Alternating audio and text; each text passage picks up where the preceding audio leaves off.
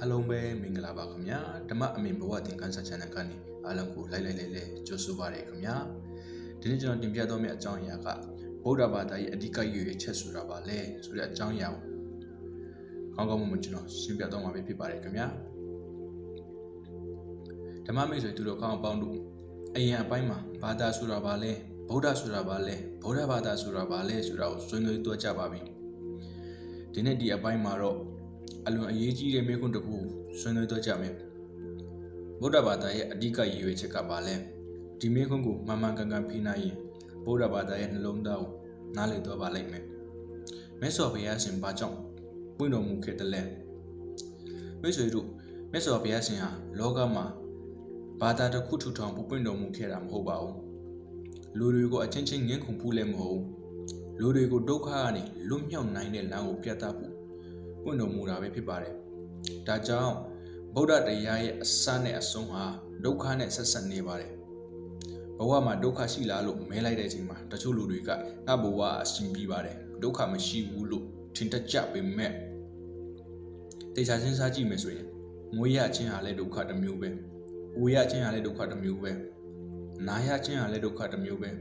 တေရခြင်းဟာလည်းဒုက္ခတစ်မျိုးပဲချစ်ရသူနဲ့ခွေခွင်းရခြင်းမချစ်တဲ့သူနဲ့ပေါင်းနေရခြင်းလူတာမရခြင်းရထားတာပျောက်ဆုံးသွားခြင်းဒါတွေအလုံးဟာဒုက္ခတွေပဲဖြစ်ပါတယ်ဒါကြောင့်မြတ်စွာဘုရားရှင်ဟာဒုက္ခကိုဖန်တီးပေးခဲ့တာမဟုတ်ဘူးရှိပြီးသားဒုက္ခကိုအမှန်တိုင်းပြသခဲ့တာပဲဖြစ်ပါတယ်ဆရာဝန်ကောင်းတစ်ယောက်နဲ့တူတယ်လူတစ်ယောက်ဟာနာမကျန်းပြီးတော့ဆရာဝန်စီသွားတယ်ဆရာဝန်ကမင်းမှာဒီယောဂရှိတယ်လို့ပြောလိုက်ပြီးတော့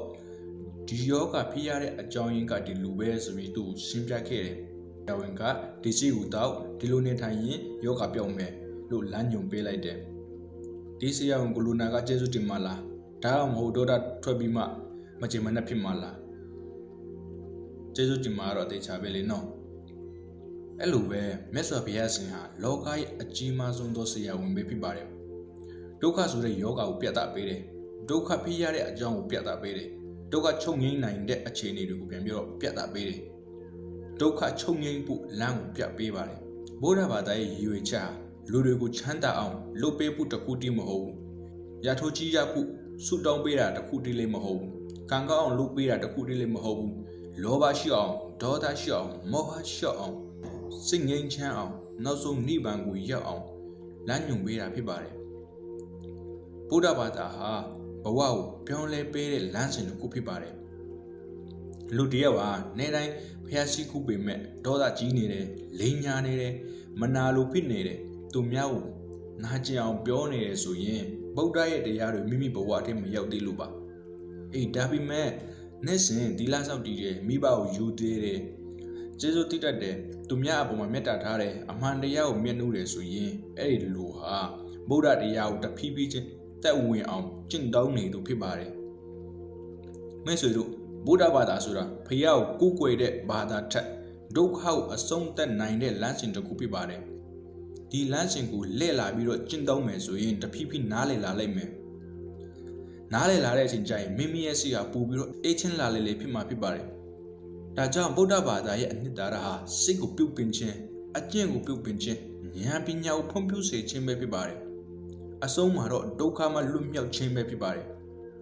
မိတ်ဆွေသူတော်ကောင်းအပေါင်းတို့နောက်အပိုင်းလေးမှာတော့ဗုဒ္ဓတဒနာဆိုတာဘာလဲတဒနာ၃မျိုးဖြစ်တဲ့ပရိယတ္တိ